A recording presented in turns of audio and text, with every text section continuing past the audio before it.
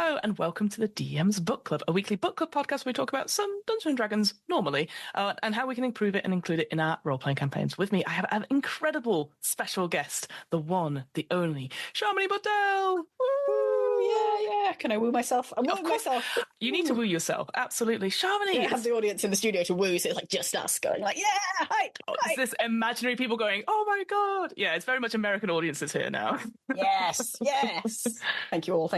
Please, thank you. And amazing to have you on finally to DM's Book Club. I'm so happy you said yes, because we've worked together a little bits on stuff, but we've actually not talked about D&D stuff at all, like in anything. So Shamini, for those people who've been living under a rock and don't know who you are, who are you, and who are you in the TTRPG sphere? I feel like you're exaggerating. Nope. Keep going. Uh-oh. I'm sorry. Someone's in the D&D yearbook. I don't know who that is in this call. Yeah. So I loiter around in what you have termed the D&D sphere. I like to play lots of TTRPGs, and mostly I do that on sort of streams and podcasts now, which is excellent fun. A slightly different. A sort of different game almost than home games, but I'm really into it. And I've gotten some lovely opportunities to play with such good people, which is just so satisfying. I love it, including, of course, yourself. Yeah, me. But you've been on Queen's Court Games. You've done a whole ton of like streams, Oxventure as well, like a whole list of like. That was good fun, yeah. Lots of different RPGs. So how did you get started in like even just playing RPGs? Because I always find this interesting. Like, what's your origin story, so to speak? Back in the dark days, the before times. The before times we call it BS, before Sharmini. That's how I call it. Yeah. I was thinking before the pandemic, actually. That's kind of how I'm dividing up my life right now. Fair enough. Yes, in the before times, I was I'm not anymore, sadly, an avid musical theatre and drama, so community theatre with various friends, including Emily Bates, who I still work with now on Dungeons & Dragons and various TTRPGs on our channel. And yeah, I write plays, write musicals, perform in things, direct things, and that was great. And I've told the story many times, but it is a really nice story. It was an after show party for a panto that we'd all been in. Yeah. And the party was kind of finished early. I think everyone left and maybe the pub was closing. I don't know. We were like, oh no, we are not ready for this party to end. and the prince of the panto, chap who played the prince, said, do you want to come back to mine and play D&D? Incredible. We were hyped. We were slightly drunk. We were like, yes. Don't know what that will involve, but let's do that. Do we have to wait till we get back to yours? Let's just start right now. Let's start playing D&D at the bus stop. Late night bus on the way back to yours. So we got a dice roller on his phone, and everyone just played the characters that they were in the panto. Incredible. And nonsense sort of fairy tale pantomime plots happened, and it was wild. It was chaotic.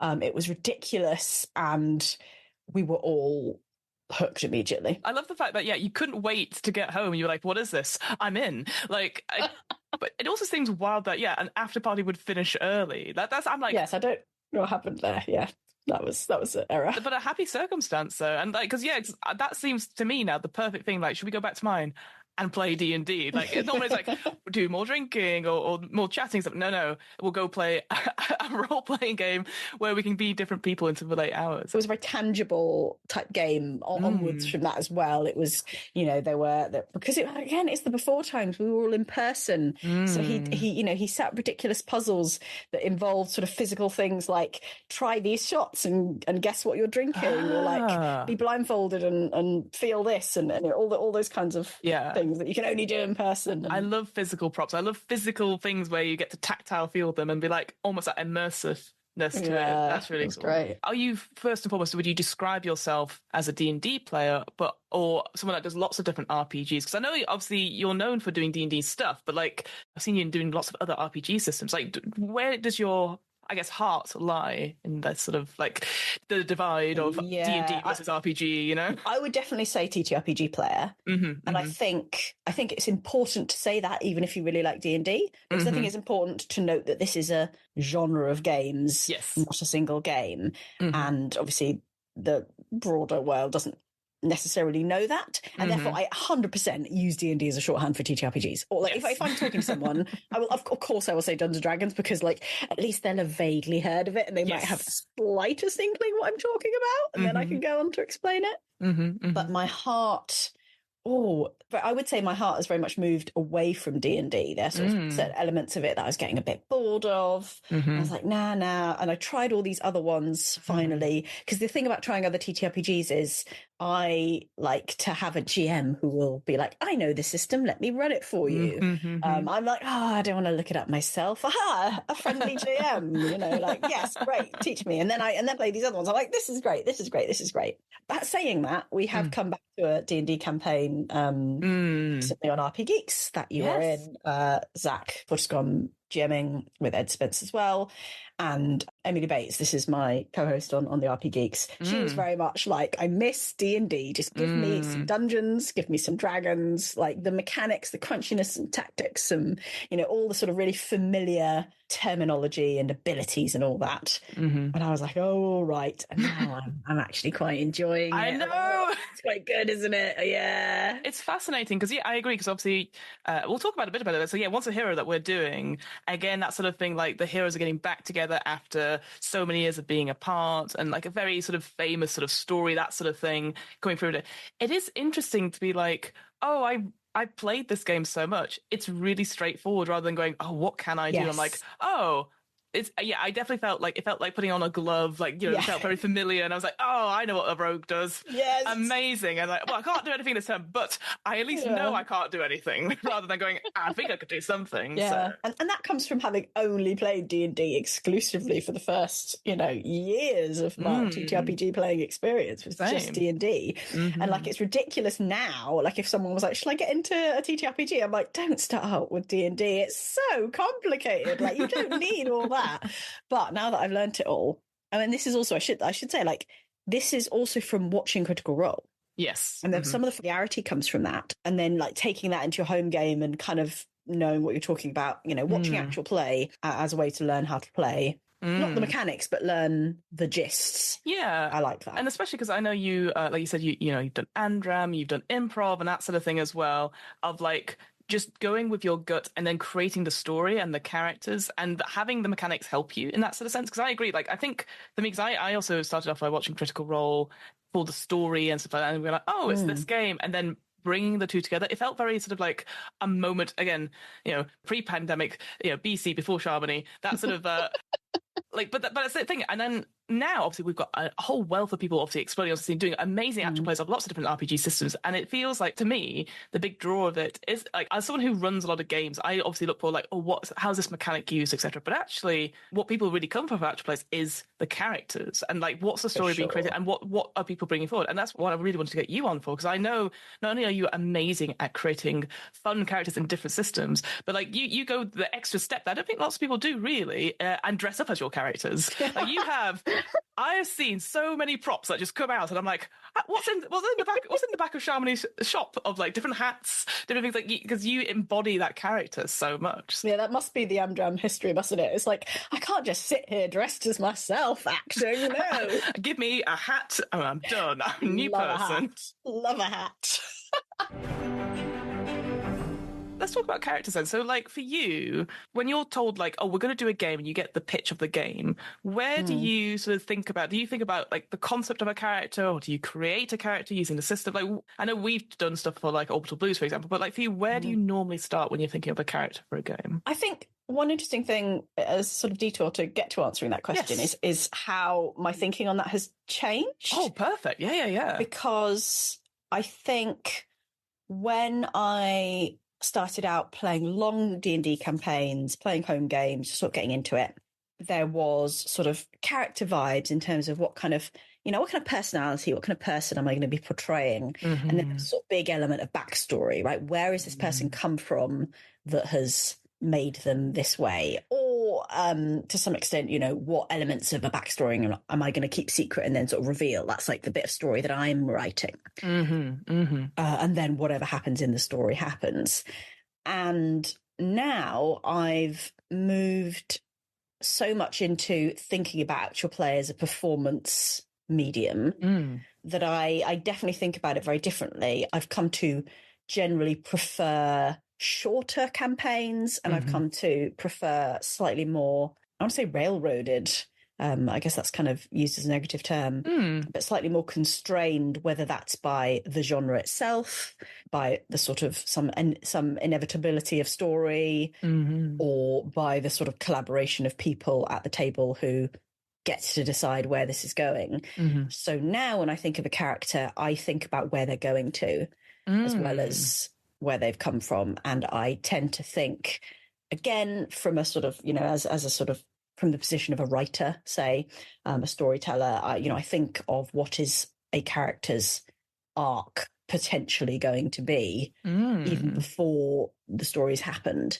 And I usually do that by, as well as thinking about, okay, what are the vibes? What's the personality? I also think about what are their flaws or problems, because that to me gives an obvious place to go for change, for character growth and development, which I think is interesting. So I'm big on flaws and arcs these days. Yeah, rather than what I think would happen, and this maybe is a very traditional sort of way of looking at D&D, is that GM, the story happens to the players. They've made a character, the story happens to them, and they are reacting to it. And I used to love that. I will say I absolutely used to love that, and I'm not at all saying that's a bad way to do it. No. I think I agree, because I'm the same as well, because I like, for me, in improv, I call it about being put on the spot, where it's that sort of thing like, oh, how do I solve this issue? And then like justify it or improv my way out of it. But that then leads to the GM having to do a lot of prep, a lot of stuff. And then my reaction to it might not fit into that narrative. I might act as myself rather than the character, etc. But what you're sort of talking about, this idea of like where they're going, like looking to the future, like we would do if this normally is, and the flaw, how we get in our own way, it means that we're sort of more proactive to seek out our own like issues and like bump into that. And it feels more of a collaborative element where we know, like, for example, like if we take that Alberta Blue sample, that we knew we were siblings and we actually had our own little session 0 ourselves to talk about what their relationship was. And that actually, I'd never had that before. And when I was thinking about it afterwards, I was like, actually, that's so helpful to know, because then we know what the dynamic is. We know if there's any status and what is in that backstory that we can reveal together that we're both happy with. And then equally, we had our own individual secrets that we could surprise each other. And then you were like, oh, and that was so fun to do that and know that even then, like we thought we knew each other, but we surprised each other, but we knew how far to push that boundary. So I think what you're saying, I totally agree. I personally, I love being put on the spot. I love reacting stuff, but that is a very individualistic sort of thing. Whereas now with the group collaborations elements to stuff, it's like, oh, I could help with that story over there and like sort of tease out and like put that flaw as someone else's place and like challenge that flaw. Because that's why I always remember you challenging me on my character's flaws several times, and I'm just there going like, fuck, fine, I'll tell you all my secrets. Oh, you brought it out of me. But that's a gift. I always find that's a gift. It's like if an improviser says, don't tell me what it says in the letter, what the player is saying, tell me what's in the letter. My character doesn't want you to tell it, but I want you to tell it. So it's just different levels of it. So I really like that. Yeah. And I think the sort of my sort of home game style of, as you say, like let the GM tell the story and you're reacting to it. It feels like a sort of an immersive world that you're in, and you can sort of play characters sort of just closer to yourself. I think it's probably that way is also a lot less pressure if you're new to role playing. You don't need a sort of strong personality because the personality isn't really the point. It's about the adventure and it's about sort of like experiencing the story. And it's kind of like feels a little bit like immersive theatre in that kind of way. Whereas the other side of it, or another way of doing it, as you said, is like it is super collaborative storytelling, to the extent that everyone needs to be on board with the beats of how a story works, how a scene works. Now, I'm not saying you need like super expertise in all these things. A lot of this actually comes kind of naturally because we're all immersed in fiction and stories all the time. But those are the kind of things that everyone is contributing to. But that's actually, you brought up a really good point about that idea of going back to what you're saying about it being a performance piece and knowing the story beats. And you said that word railroaded. And again, I appreciate like people use it as a negative thing, but I don't think it is at all. I think is so helpful. It's like that more constrained you are and knowing where the limits is means you can bounce off quite easily, like, and know where you're going to go with it. So, like, for example, another game that I know I ran for you and on Girls Run these was, so I ran Alien, and obviously along with all the safety tools and stuff like that, I knew that this big event was going to happen, and I was like, I'm not going to hide it from you guys because it will happen regardless, but I need to make sure people are okay with that to happen, etc. And that was really interesting because normally, if that was a home game, I probably wouldn't have said anything. Yeah. But because I was like, this is a performance thing, we've got 8 episodes to tell this story. And yes, to be fair, you had pre-gen characters and stuff, but I didn't want you to feel like, okay, 2 episodes to go, there's a massive thing happens, and you all have to scramble, because I didn't think that was fair to people, especially if you've not played with each other before. So that I do think as a GM at your session zeros, like if you know what the vague story is or not sure, but you wanted to have the players involved, just say it out loud and like get that encouragement and agreement as well. So yeah, I'm a big fan of railroading because it's like, oh great, I know where the story is. I'm not missing any clues. You know, I'm not like we've missed something. Like, no, you've got it. Just go. You know. that also reminds me when you talk about railroading, gives you a track to bounce off around inside. It reminds me of tropes. We did a panel about tropes and genre, and if you know the genre expectations, it's super limiting because you can't do anything outside them, but it's also super creatively freeing because you can bounce around anywhere inside them, safe in the knowledge that you've got I'm imagining inflatable sides down like a bowling alley side thing. Yeah. You're sort of running and like bounce off one wall and bounce off another wall. And everyone can see that. Everyone knows what you're talking about rather than making an obscure reference and people going, what are you talking about? And it's because you've made several leaps. But if everyone's like, oh, this is definitely within the sci-fi genre or in the film noir genre. Yeah. So then NPCs, and I know you're a GM yourself and you've run stuff as well. When you're coming up with NPCs as a GM, is it a similar process to if you were creating a player character? Like, what's your thought process on that? Well, I think it can be quite overwhelming because the level that we've talked about creating a player character, right? We've talked about and then we had our own session zero for how our siblings had their relationship, and then we kind of thought through the arcs and everything, and then I've got this sort of home game of Waterdeep Dragon Heist that I'm about to repick back up after a long gap. Oh, that's so exciting! And it's definitely, I do not usually run long campaigns. I run one shots, and the reason I think is because I really let myself get overwhelmed by the amount of detail. So Waterdeep Dragon Heist is a social intrigue campaign primarily. I would say it's got tons of NPCs, and I'm like, all of them, I must know all of them intimately. They all have Shamini's face on. It's some sort of horror thing. It's like there's so many. Like you can't have this detailed inner knowledge for all of them. First off, because you won't remember it, and second off, because it's going to be so hard to get a really, really quick. If you're kind of going for all the subtleties, you need to, especially with NPCs, I mean, I think with characters as well to some extent, you need to be able to say one line and for everyone to be like, oh, it's that person. I know. And it's not even necessarily I know the voice, but I do want to talk a bit about voices because I find that really helpful. Yeah. But just so many things about the way they speak and what they would say that makes them really distinct and be like, oh, yes, this NPC. And then me as the GM doesn't have to be like, right, okay, I'm about to play them. Let me remember their... what's the key phrase to get them in? Like, what's the mannerism, and then be like, exactly. Have something really quick, and then I can scribble that down. I've got a whole page in this notebook of bloody NPCs. How many? You're right. Look, the podcast listeners can't see, but Fiona, I'm going to show you my page. Firstly, that's beautifully written. My notes are not. Mine would be like Boblin the Goblin, and that's it. You've got like two columns there in different colours. Like that's pretty prep. I think I also got slightly freaked out because I also don't usually run pre-written modules. So I'm like, oh no, but this is their name and these are the facts about them. It is canon. It is written in the book. That is like, I have to get my head around all these complicated names and remember them, and then remember their pronouns, and then occasionally try and remember when I wanted to change their pronouns because I'm like, there are too many men in this book. Let me just tweak this slightly. Let's just do a little gender swap and it's fine. But I'm the same. And then you have to remember that. Yeah, I have because I've run Curse of Strahd and it has the same thing. And then there was like a gender swapped version of Curse of Strahd that I was running it. But then I'd mixed up two characters. That's so confusing. And then I was like, they're twins. I'm just like, done. Like, it's just easier that way.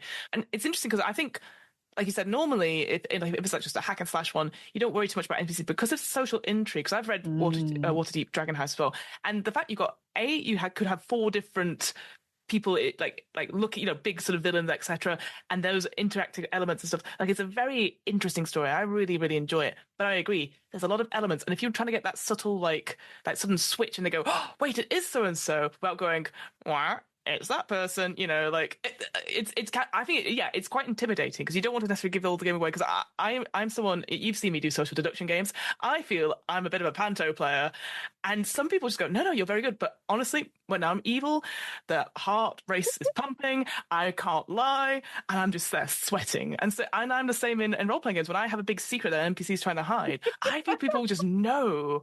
So I think it's a really difficult thing to just try and hide something from players when you know that will help them with the story or something like that, but you don't want to give the game away. My main tip for the character is like, don't try and be clever, like be as obvious and simple as possible. Help yourself out. Like, there's a character in this that's like a member of the Watch, so I'm like, hello, I am clearly a policeman because this is what policemen sound like, police officer, sorry, and it does not need to be deeper than that. No, I like that. I like that. Yeah, just do the easiest thing for you. Base them all on cliches. Full on cliches. There was a couple of random characters, and they weren't really sort of particularly fleshed out in the book.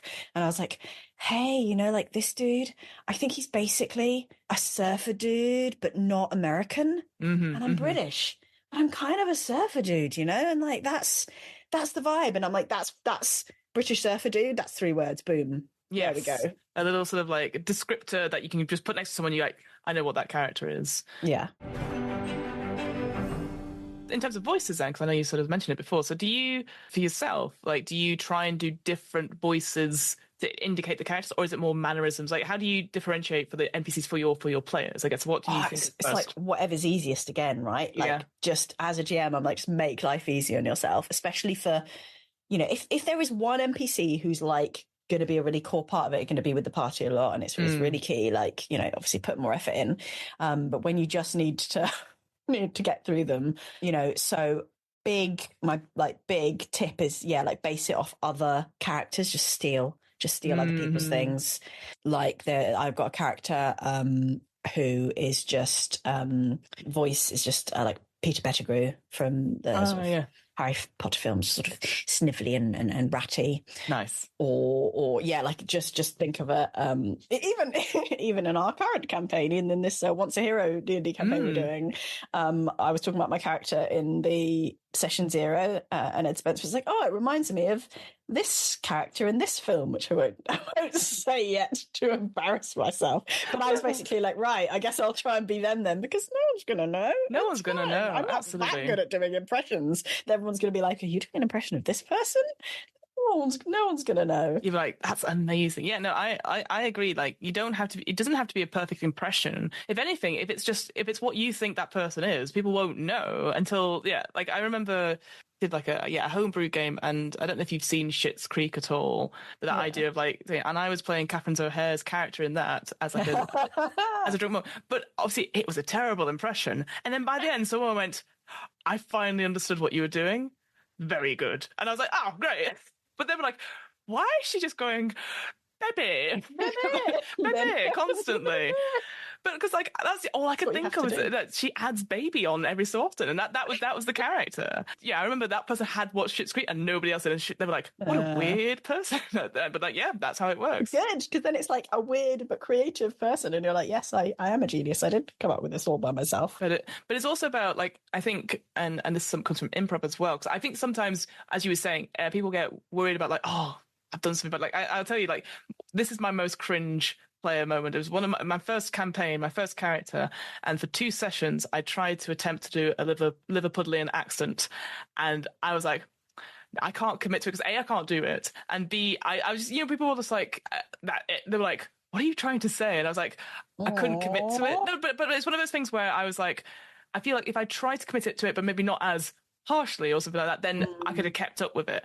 But I feel like if you commit to something, even if it's something like saying a catchphrase every so often, that's more important than just dropping it. Because I know certainly for me with long-term campaigns, as you were saying, like I tend not to run long-term campaigns either, because exactly the same thing as you saying, like too much information. I'm like, I forgot what we did last time. But like, I'm like, how does this character sound? And then it just ends up being me again. Yeah, and it's always disappointing when you start, you go into the scene, I can do it, and then you kind of like 2 lines in, you're like, I have not done it. Yeah, I'm not doing it. Yeah, so you spend 10 minutes talking as this character, and then they go, we're going to ask one more question, and I go, yeah, and I'm like, no, that's what Fiona would say. Just go, yeah, like just go back into the mannerisms. It's fine. Yeah, it's tough, and like obviously your players don't mind. No. It's all good. Mm-hmm. But having stronger things, I think, is easier. Yeah. And having an exaggerated things and really obvious things. And like, so I do find accents helpful. I'm not great at accents, but I do find it's a really easy way to be like, yes, this character is clearly Eastern European of some sort. No one else is in this whole world. I know who you are now. Yes. Or doing that instead of with accents with super distinct voices. Well, I had a character who spoke like this all the time. They were great. Yeah, Ogden. I liked Ogden. And it's like, yeah, okay, right, that's not. Yeah, changing the tone or timbre of your voice. Like, I've done that in improv as well. I'll just come on and I'm just like, I just have that as a very high pitched thing, and people just go, and I'll say something serious like, your medical records have come back. Ooh, big sad. That sort of thing, right? And Oh, and no. because then obviously again shouldn't do this in improv because obviously I make the other person laugh deliberately because obviously I'm just acting normally but with that high voice. But it's just a quick way of like just changing, like, okay, that, as you said, I know who that character is. She's like, you amass the big villain and you're like, oh no, you've discovered me. Like, I knew it. Yes, it's me. Ha ha. And there are these basic ways that, like, I've definitely seen different sort of lists and videos online of like, here are things you can change about your voice, and there is the pitch up or down, there is the speed that the person talks, but then there are also these other elements like the sort of tunefulness versus graveliness, and all sorts of things that you can vary. That means you don't have to do even an attempt at an accent if you're like, this is going to be disastrous. This is going to be disastrous. And obviously there are some things which I know they're beyond my capability, and that's fine. But like, I remember someone did a Mork Borg like actual play. Hamilton, my co-host, did an actual play of Mork Borg, and one of the characters in it spoke in rhyme, and he just did it. And he was just, again, but it was slow and deliberate, and it wasn't necessarily limerick style, like it wasn't. But it was so impressive to watch because you're like, how can you do that? Because obviously it just went into the vibe and the seriousness of it, and you're just like, that's really cool. But again, that's something that person's very specialized at doing. And similar to like when you see like improvised Shakespeare, you're like, that's very cool. I don't know how I could do that without either laughing myself or going into comedic, like, try and think of a word to rhyme with purple. Damn it. That sort of thing. So like breaking the character. Also, like physicality. Obviously this is a podcast. And people are often sort of thinking about voices. But firstly, like, I do like dressing up, as we've established. But I do like embodying even more, sitting around a table, some of the physicality of a character. And that feeds into the voice, inevitably. Like, if you're sitting up and, like, broadening your chest, and I'm like, I feel boomier already. Or, like, sort of scrunched up and put your hands up there, put your hands up with your face. I'm going to muscle this with my hands a little bit. And even, like, when I wanted to do a Southern American accent for a campaign, and I got my friend Sarah Griffin, who's American and an actor, to give me like voice accent lessons. And the thing that clicked me into it was they were like, here is the position your mouth should be in. Like, if you do a really big smile and like open the back of your mouth, everything American, like Southern, comes from this wideness. It's all wide. And I was like, oh, That's all I gotta do. It's just be wide. So That's the amazing. physicality, Yeah. I was like, how is this happening? It's supposed to, a little bit of a British, don't move your Tiny upper lip. voice. Yeah. Keep everything very still, not moving my mouth a lot. I agree. So yeah, because I did a bit of voiceover stuff, and they do actually say the position of where your chest, where you are, where you're sitting or standing, because then you have more air in your lungs and stuff like that. So absolutely, it completely changes. So when you think about it, it does. You should think about your body as well. To the one point where I did a horror recording as the GM, and I stood down for most of it. And then in the last session, I thought, no, I'll just stand up. Ooh. And that was really different. And people were like, why are you standing up? Well, obviously, they got scared. But it felt different as well. So because the voiceover that they tell you should stand up because then you've got more movement and stuff like that. And I know, obviously, when we're streaming and stuff, we're likely to sit down. But I just thought to myself, for big moments, I'll just stand up and screw the visuals, I guess. I'll just be like up here, like doing vocal stuff. Like Fiona Howard. And they got scared, obviously. They got scared, obviously. Tagline for all of your jamming, basically. Do you have a rememberable NPC that you use, or someone that you always come back to and then like sort of base that template, or do you try your best to be like different every single time if you're able to? Oh, I never thought of reusing them. That's great. I'm going to do that next time. Wow. You put so much hard work for yourself, Charbonnet. All those characters. So much hard work. I know, it's pointless. Why do I do this? No, I think inevitably I slide towards the same archetypes that are familiar, same voices that are familiar, the same sort of main personality types. Yes. And again, if I'm playing a character, I might make sure that I know the subtleties that distinguish them. Whereas if it's an NPC and someone is like, oh, hello, I'm a slightly nervous nerd who likes to make things or works in a library. They're all kind of similar vibes because you're going to meet them for one session and then they're going to disappear again. Well, hopefully, unless your players go, no. and you're like, no, please don't.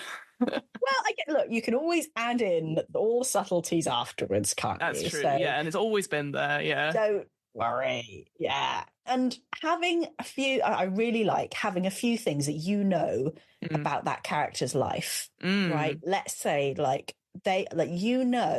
they have this rival who they're really competitive with, so that when you go to their workshop, to buy something, just everything they say is just slightly tinted by this defensiveness, or referencing obviously other suppliers wouldn't quite be able to use the same fine quality materials, and maybe the PCs might just be like, all right, they're just trying to sell me their stuff, but it's because of Gregory in the 2 streets over, and his rival workshop, which was actually, and I can go off in my head about this whole thing about the drama, fucking Gregory, and they don't need to ask that, but it gives you something to say rather than would you like to buy this? Here you go. Yeah, done. Interaction coming. They always say in improv, try not to do transactional scenes because of that, again, because of that nature. But of course, D&D is always like, let's go shopping. And you're just there going, no, transactional scenes. But you know what? You've reminded me, because I know you've played Good Society as well. And I appreciate you. I don't know if you've went through that sort of the stage. Obviously, you make your main character, but then you make a connection for that character that somebody else plays. So that's one thing I was thinking, in future, whether or not I would encourage people, if they're creating characters, to create a character that's someone else in the scene. If it's one of those games where anyone can play as the GM or the GM, because I remember because it came back up recently when I played Good Society that I had 3 sisters, each from each one, and then 1 aunt. So they all had the same voice, of course. But I like that they had one line of things. I liked this sister is a maths nerd, but she writes financial stuff, but not under her own name. And just being able to be okay, what can I do with that? And obviously my interpretation of that was just hello, have an Excel spreadsheet, that sort of, again, using that voice. I just thought I like being able to, because obviously we always encourage players to have something in their backstory for us GMs to pull on. Yeah. I like the idea that if you do a little bit of encouragement and then encourage somebody else to play that character, because then their interpretation could be so different, but as long as that connection matters to the GM, they have some sort of power over them, whether it's family, whether it's love, whether it's a rival, like you were saying as well. So I wonder if that's something I would again, I was thinking about it just now. I was like, oh, maybe that's something I should encourage, is just to get the players to think about what important NPCs what they would like to see, and then it jumps off, rather than, again, the GM having to do all this prep to do the 2 columns of NPCs that you see. Yeah, and I think that fits with what we were talking about of more collaborative storytelling. Everyone's kind of not invested. Everyone's kind of controlling more of its style of game. I think that works for. Yeah, and I think that's a little bit scary. Like someone else giving you a character that matters to them and being like, maybe they could be a bit like this, and you're like, oh god, now I have to somehow play that. Especially if you haven't come from such an acty background. And that's true. And again, it comes back to that. I think to come back to that actual play, the performance aspect, which then maybe should bleed back into because all this is obviously, we take this with a pinch of salt, because obviously you and I, we do actual plays, we play games offline, slightly different style. Yeah. I think both games may be very similar because we're playing with those sorts of groups of people. But if you're brand new to role playing games, you're like, oh god, I don't want to get this wrong. And as long as you have that conversation with people about like, is there anything that this character wouldn't do to your character, like call them horrible names or anything like that, then it's like cool. And it's just that little bit of like, I hate admin as a word for it, but I think it just helps, because then I go, oh, I know exactly what you mean. I know what there's, and just constantly checking in. But then just to go back to my own question of like, do I have one character that I base everything off? I don't. I have the same thing where I slide into ones, but I always have like a quest help type character. It's someone who looks like me, and I just turn up with the party every so often. This is really early on, but I just remember I used to use her in all the things, and she was called Gwen or something like that, and she'd be like, oh, this puzzle seems very tricky. I wonder if it's just maybe you should just look at the words very carefully. That sort of thing. Wow, thanks, Gwen. Look at something carefully. Yeah. Wow, thank you for your input. I would get that a lot from the players, weirdly. And then every so often they'd be like, Gwen, why don't you walk through this seemingly undisturbed room? You know, all that. It got to that point. I was like, sacrifice Gwen. I know Gwen's a little bit patronising, but like, please. But then I'll be like, oh no, Gwen, I'm quite tired. Honk shoe, you know. Gwen's tired. Yeah. Okay. I would do that certainly in the early games, because again, I wasn't very confident as a DM, but I didn't want people to be stopped by a locked door or couldn't solve a puzzle. Because I could be like, I bet the solution isn't in this room, you know, that sort of thing. And so they'd be like, You got to play a like total, I was going to say coward, but just like someone who they need to look after, because then they can't actually like, you can't slip into accidentally leading the way or. Yeah, absolutely. Yeah, they don't fight. I don't fight. I'm just here looking carefully at words. Yes. Ooh. Have you looked carefully at these words, anyone? But you're right. Then there's that fine line of like, Gwen, why don't you go into this room first? Yeah. You know, as you're so important to this mission. Like, there's like a little bit of aggrievedness to it. But I just remember, having a quest help, because I was so worried. Yeah, I think because it was like I was running Tomb of Horrors of all things, and obviously that is a bit of a meat grinder. But there's also like, there's definitely stuff in there. Even I'm like, no way would a player get this. And obviously, especially, I'm sure you're the same. Like, if you're in a room, if there's an escape room kind of puzzle, you're like, no, I can solve this. And you're like 40 minutes later going, no, I'll get there. And you're like, no, just come back to this room. Don't worry about it. You'll find the cipher in the next room. You know, I don't know. Oh, I haven't played like puzzle-based ones in ages either. And I think that's because I think in AP, I prefer more, like plotty things. I used to really like. I did used to really enjoy. I do like riddles and puzzles, but then I slip into Fiona mode of trying to solve it rather than the character solving it, which is fun for a game, right? Like I just let me solve a puzzle like as myself. But yes, it's not necessarily furthering the characters. Yeah. journey. There was definitely a point, again, back to like a homebrew, where we had to answer 3 riddles and we had 10 minutes of real world time to solve it. And the first 2, I was like, an egg, done, next, you know. I was like, they're like, wow, your character really knows this. And I'm like, shit, I can't answer the last puzzle then. The character knows it, yeah. The character's just read all these riddles. And then I'm like, a shadow. And then the last one, I was like, I don't know. Like... Yeah, you've talked about it before, like sort of like be obvious. Yeah, if there's a genre there, and look at the sort of the tropes around it, and then sort of stick in that. I think my sort of big advice, I pretty much like we said, like what we talked about with voice and stuff, mannerisms, that sort of thing. If you've got some like a character who's nervous, like you said, putting their hands in front of their face or like scratching their arm, you know, like doing that helps. If that helps you, and also I'd say, if you're not sure about what the character would respond to, just think about it. Like literally take the time in the game to think about it. Just narrate it. Just narrate like they look shifty and start like scratching at their arm and looking around. And you're there, sorry, what do I say? What do I say? Yeah, no, a lot of the time, yeah, I like that. Yeah, go into the third person as well, because a lot of players also do that. Third person, yeah, third person's great for it. And because especially as someone who does a lot of horror stuff, a lot of time, obviously, I take big pauses and I take time to answer. People go, oh, so mysterious. And I'm just like, what the fuck should I say next? Shit. And then I just go, be like, you hear nothing. And they go, and I'm like, okay, good. That was the right response. Phew. Would you say you would need to dress up if you were doing like a stream or anything like that? Obviously, I know you got outfits, I've got outfits and stuff. Absolutely required. Yeah, they actually kick you out of the TTRPG world if you don't have expensive cosplay. Yeah, no, you get your card revoked. Damn. Yeah, no, sorry, everyone. Sorry, everyone. Everyone needs a special hat. That Sharmony in the post Sharmony world, everyone gets a special hat. That's what I have to wear. I actually sell these hats, so if you don't have one of my hats, you can't play the characters. It has little Sharmony Bundle, property of Sharmony Bundle in the thing. They're quite expensive, and I might have to, I might be like price hiking depending on demand. Mm-hmm. Yeah. I love that. Yeah. Oh, we'll end the episode on that. Why not? Yeah, I hope that was the answer you were looking for. Yeah. That top tip: always wear a hat for these. even if it's just a podcast recording. Both of us are wearing really cool hats just now. We didn't mean to say it at the beginning. Hats. Wow, so many feathers on your one. Sharmony, thank you so much. I very much appreciate your time and stuff like. And yeah, because that's the thing. I knew it's just this talking of characters and getting excited, and not worrying. I think that's the main thing. Is like you said, you have this list of like. I do worry. I don't worry a lot, but don't worry. Everyone, the one thing is not to worry, not like me who worries.